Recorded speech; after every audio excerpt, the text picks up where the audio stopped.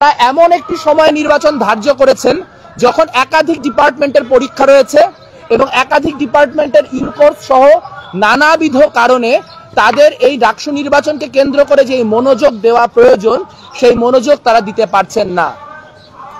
এইখানে শিক্ষার্থীদের যেই ভোট, সেই ভোট যদি নিশ্চিত করতে হয় যে ব্যাপক পরিমাণে শিক্ষার্থীরা ভোট দিবে, তাহলে অন্তত এতটুকু নিশ্চিত করা প্রয়োজন ছিল যে যখন বিভিন্ন প্যানেলের প্রার্থীরা শিক্ষার্থীদের কাছে তাদের ম্যানিফেস্টো নিয়ে যাবেন, তখন সেই শিক্ষার্থীদের অন্ততপক্ষে সেই ম্যানিফেস্টোগুলিতে কি বলা হচ্ছে সেটুকু শোনার মতো সময় ও সুযোগ রয়েছে, কিন্তু তার কোনোটি আমরা দেখতে পেলাম না। আমরা আজকে প্রচারণা কার্য শুরু করার পরও দেখতে পেয়েছি অনেক ক্ষেত্রে শিক্ষার্থীদের সাথে আমাদের কথা বলতে এই কারণে অসুবিধা হচ্ছে যে শিক্ষার্থীরা সময় দিতে পারছেন না। হয়তো তাদের সামনের মুহূর্তে কোনো পরীক্ষা রয়েছে, তারা অন্য কোনো একাডেমিক ব্যস্ততার মধ্যে রয়েছে। তাহলে এই সমস্যার সমাধান কি আসলে বিশ্ববিদ্যালয় প্রশাসনের করার কথা কি কথা না? আমরা একই সঙ্গে বলতে চাই, আমরা গতবারের নির্বাচনে দেখেছি লাইন জ্যামিং এর মধ্য দিয়ে ভোটার সাপ্রেশনের একটা অর্গানাইজড চেষ্টা এই বিশ্ববিদ্যালয়ে হয়েছে। সেই সময় যারা ছাত্রলীগ করতেন তারা অনেকে এখন একটি নির্দিষ্ট সংগঠন করেন এবং তারা দীর্ঘদিন ছাত্রলীগের অভ্যন্তরে থেকে এই লাইন জ্যামিং এর যে বিভিন্ন টেকনিক সেগুলি রপ্ত করেছেন। এই লাইন জ্যামিং এর চেষ্টা যদি সেই সংগঠনটি বা অন্য কোনো সংগঠন করে, তাহলে লাইন জ্যামিং প্রিভেন্ট করার জন্য বিশ্ববিদ্যালয় প্রশাসনের পদক্ষেপ কি হবে সেই বিষয়ে বিশ্ববিদ্যালয় প্রশাসনের কাছ থেকে কোনো কিছুই জানা যায়নি। আমরা আরো বলতে চাই যে শুধুমাত্র লাইন জ্যামিং না, তারা যেই পরিমাণ ভোট কেন্দ্র নির্মাণ করবেন বলে তারা জানিয়েছেন, সেটি যদি হয় তাহলে যেমন করে জাবির আহমেদ জুবেল বললেন, তাতে 20,000-এর বেশি শিক্ষার্থী কিভাবে ভোট দিতে পারবেন আমরা নিশ্চিত না। আমরা আপনাদের একটা পার্টিকুলার ভোট কেন্দ্রের দিকে মনোযোগ আকর্ষণ করতে চাই। আপনারা জানেন পিএসসিতে রোকেয়া হলে সকল শিক্ষার্থীর যেই ভোট কেন্দ্র, সেই ভোট কেন্দ্র রাখা হয়েছে। আপনারা জানেন আবাসিক অনাবাসিক মিলিয়ে রোকেয়া হলের শিক্ষার্থীর সংখ্যা প্রায় 5,500। এবার আপনি চিন্তা করেন টিএসসিতে যদি আমরা 60টা বুথ বসাই, 60টি বুথ বসাই, আমরা যদি ধরি একজন শিক্ষার্থীর গড়ে একটা ভোট সম্পন্ন করতে 10 মিনিট লাগে, এই সময়টি কিন্তু আমরা খুব মিনিমালিস্টিক ধরেছি। কারণ আপনি চিন্তা করে দেখেন, ভিপি পদপ্রার্থী হিসেবে যদি 40 জন মানুষের নাম থাকে, সেই 40 জনের মধ্যে থেকে যেই নামটি তিনি দাগাতে চান সেই নামটি খুঁজে বের করতে 10-15 সেকেন্ডের বেশি সময় লাগে। সদস্য পদে 13 জনকে তিনি নাম দিবেন, সেখানে নাম আছে 200-র বেশি।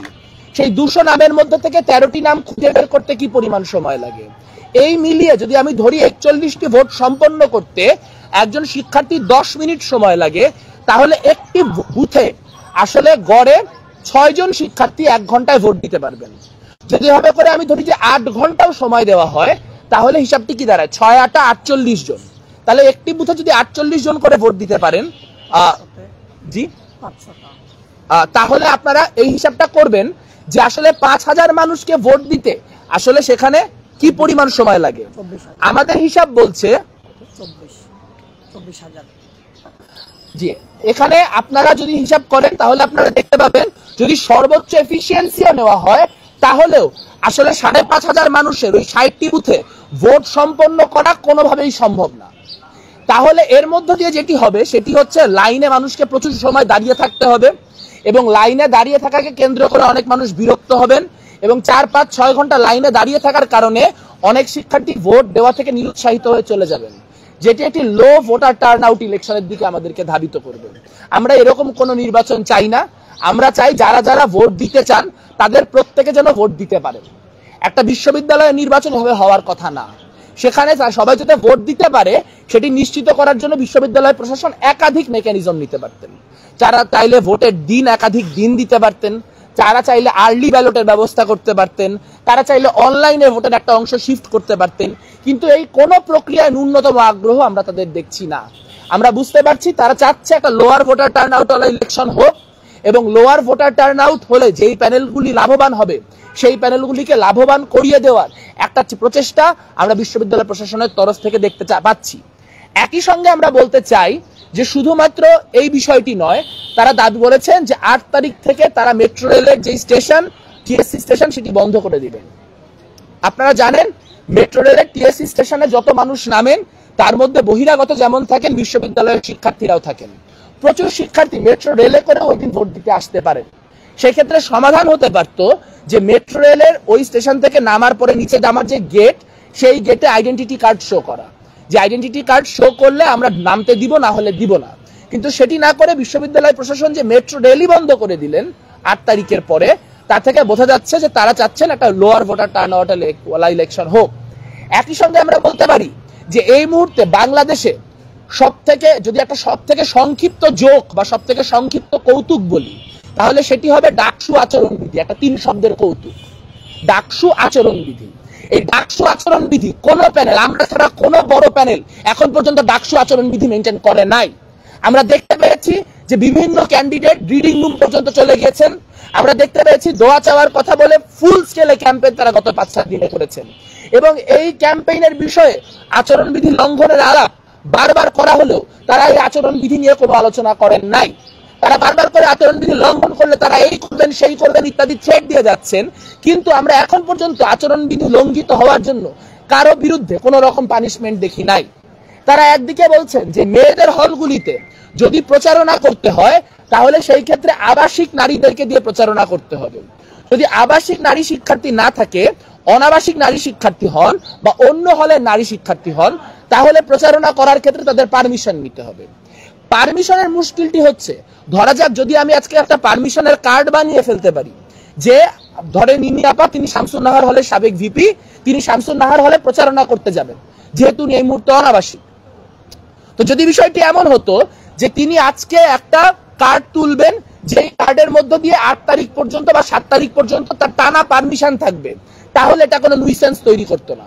কিন্তু আমরা প্রশাসনের কথা যেটা বুঝতে পারলাম সেটা হচ্ছে প্রত্যেকটা হলে প্রত্যেকবার ঢোকার জন্য একবার করে সিগনেচার করতে হবে, একবার করে অ্যাপ্লিকেশন দিতে হবে, তারপর আমরা ঢুকতে পাবো এবং সেটি নির্দিষ্ট সময়ের জন্য। তাহলে ভাই আমরা তো এতদিন পর্যন্ত আচরণবিধি লঙ্ঘন করে হলে হলে যাই নাই, তাহলে আমরা এখন কি করবো? আমরা কি প্রচারণা করবো না অ্যাপ্লিকেশন করব? মানে আমাদের সময়টা যেটুকু আছে সেটি কি আপনারা চাচ্ছেন যে আমরা অ্যাপ্লিকেশনে ব্যয় করি, সেটুকু আমরা প্রচারণায় ব্যয় করতে না পারি? তাহলে স্ট্রেট ফরওয়ার্ড বলে দেন যে ভাই এটাও টাকার খেলা, এটাও মাসেল পাওয়ারের খেলা, যার টাকা যার মাসেল পাওয়ার সে জিতবে, বাকি কোনো প্যানেলের ইলেকশন করতে হবে না। তাহলে বলে দেন আমরা এখন থেকে নির্বাচন থেকে সরে দাঁড়াই, আমরা বুঝে ফেলি বিষয়টি। কিন্তু আপনাদের সাংবাদিকদেরও কিন্তু দায়িত্ব রয়েছে। আপনাদের একটা প্রধান দায়িত্ব হচ্ছে আপনারা যতগুলো হল রয়েছে ওই হলের ক্যান্টিনগুলিতে গত 7 দিনে কি মাত্রার খাওয়া দাওয়া হচ্ছে তার একটা হিসাব নেবেন। প্রত্যেকটা হলে প্রতিদিন আমরা খবর পাচ্ছি ফিস চলছে, প্রত্যেকটা হলে আমরা খবর পাচ্ছি কি হয়, প্রার্থী নিচে টাকা দেন না, প্রার্থীর পাশে একজন সমর্থক বসে থাকেন, তিনি টাকা দেন। এবং এর মধ্যে দিয়ে প্রত্যেকটা হলে ফার্স্ট ইয়ার সেকেন্ড ইয়ারকে একরকম ব্রাইব করার মধ্য দিয়ে, লজ্জাজনক যে প্রায় একরকম ঘুষের মতো বিষয়টি, ব্রাইব করার মধ্য দিয়ে শিক্ষার্থীদের ভোট টানার চেষ্টা চলছে এবং সেটি প্রকাশ্য অপ্রকাশ্য সকল মেথডে চলছে। কাজে আমরা নির্বাচনী বিধিমালা বিষয়ে প্রশাসনের যে অদক্ষতা সেটি নিয়ে কনসার্ন, আমরা লো ভোটার টার্ন আউট রাখার জন্য তারা যে কেন্দ্র বাড়াচ্ছে না এটা নিয়ে কনসার্ন, আমরা তারা যে এখানে মেট্রো রেল বন্ধ করার মধ্য দিয়ে আসলে lower voter turn out ensure করার চেষ্টা করছেন সেটি নিয়ে কনসার্ন, আমরা পারমিশনের নামে বারবার নানান রকম ব্যুরোক্রেটিক জটিলতা সৃষ্টি করা নিয়ে কনসার্ন। কিন্তু এবং একই সঙ্গে আমরা 7-8 তারিখ পর্যন্ত শিক্ষার্থীদের পরীক্ষা রাখার বিষয়ে কনসার্ন। কিন্তু এখন পর্যন্ত আমরা নির্বাচনী যে প্রক্রিয়া সেই নির্বাচনী প্রক্রিয়ার সঙ্গেই থাকছি এবং আমরা আমাদের প্রচারণা ফুল স্কেলে করব।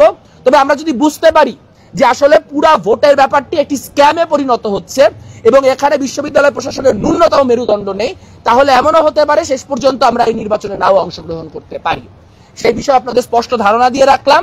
আমরা আশা করব আমাদের যে বার্তা সেই বার্তা আপনাদের মধ্য দিয়ে সারা দেশের মানুষ এবং ঢাকা বিশ্ববিদ্যালয়ের শিক্ষার্থীদের কাছে পৌঁছাবে এবং আমরা এটাও আশা করি যে ঢাকা বিশ্ববিদ্যালয়ের শিক্ষার্থীরা এটা বিবেচনা করবে কারা আচরণবিধি ভঙ্গ করে রাত 1:30টার সময় রোকেয়া হলে পৌঁছে যায়, কারা আচরণবিধি ভঙ্গ করে নির্বাচনের আগ মুহূর্তে কুরআন বিতরণের ব্যবস্থা করে, কারা আচরণবিধি ভঙ্গ করে রিডিং রুমে ঢুকে যায়, আর কারা এই নির্বাচনের যে রুলস অফ দ্য গেম সেটা মেইনটেইন করে এই নির্বাচনটি করার চেষ্টা করছেন।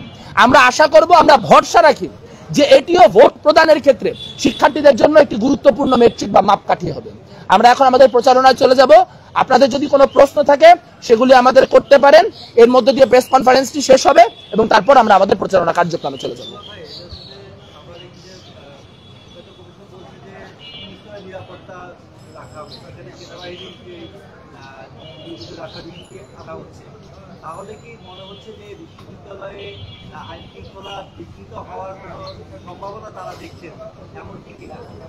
আপনারা জানেন গতকালকে রাত্রেও বিশ্ববিদ্যালয়ের শাহবাগ অঞ্চলের ওইদিকে একটা গন্ডগোলের ঘটনা ঘটেছে, একটা রেশারেশি হানাহানি টাইপের ঘটনা ঘটেছে এবং সেটি কন্ট্রোলে আনতে প্রক্টোরিয়াল টিমের কতখানি মানে বেগ পেতে হয়েছে। আসলে এখানে মিলিটারি আনার সিদ্ধান্তকে আমরা এই কারণে ক্রিটিসাইজ করতে পারছি না, কারণ আমরা জানি যে বিশ্ববিদ্যালয়ের যে প্রক্টোরিয়াল টিম, সেই টিম থাকা আর না থাকা সমান কথা, সেই টিমে কোনো ফাংশনালিটি নাই। তাহলে বিশ্ববিদ্যালয়ের যখন নিজস্ব নিরাপত্তা ব্যবস্থা থাকবে না, স্বাভাবিকভাবেই তারা পুলিশ এবং পরবর্তীতে তারা সেনাবাহিনীর দিকে ধাবিত হবে। কিন্তু মুশকিল হচ্ছে পুলিশ বা সেনাবাহিনীর আদৌ জানা আছে কিনা যে নির্বাচনী প্রোটোকলগুলি কি, তাহলে তারা যে উল্টা বিঘ্ন সৃষ্টি করবে না তারও কোনো নিশ্চয়তা আমরা পাচ্ছি না। এবং এখানে আরো একটি কনসার্ন হচ্ছে সেনাবাহিনী মোতায়েনের একটা ভিজুয়াল ইম্প্যাক্ট আছে। আমরা জানি সেনাবাহিনী মোতায়েন করা হয় খুবই একটা কঠিন পরিস্থিতিতে, কঠিন সময়। তো সেইটার মধ্য দিয়ে আসলে আরো ভয়ভীতি উৎপাদিত হবে কিনা এবং তার মধ্যে দিয়ে ভোটার টার্ন আউট কমে যাবে কিনা, আমাদের প্রাইমারি কনসার্ন সেইটা। তবে নিরাপত্তা নিশ্চিত করার জন্য বিশ্ববিদ্যালয় প্রশাসন ভালো মনে বা কি বলবো ঠিক নিয়তে যেসব পদক্ষেপ নিবে সেই সব পদক্ষেপের বিষয়ে আমরা বিশ্ববিদ্যালয় প্রশাসনের সঙ্গে সহযোগিতা করব।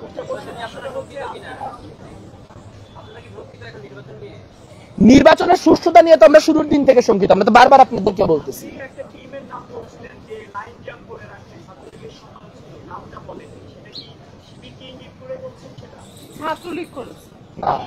আপনি যেহেতু নিজেই বুঝতে পারছেন তার মানে বোধহয় আসলে এটা নিয়ে কোনো ডাউট নাই। এখানে একটা মুশকিল হয়ে যায়। আবার ধরেন নির্বাচনী বিধিমালায় আছে যে আপনি অন্য কাউকে কেন ভোট দেওয়া যাবে না সেই কথা বলতে পারবেন না। তো অন্য একটি প্যানেলের মুক্তিযুদ্ধ ও গণ আন্দোলন বিষয়ক সম্পাদক তিনি বলেছেন যে যারা স্বাধীনতা বিরোধী তাদেরকে ভোট দিয়েন না। তো সেটাতে একটা পার্টিকুলার প্যানেলই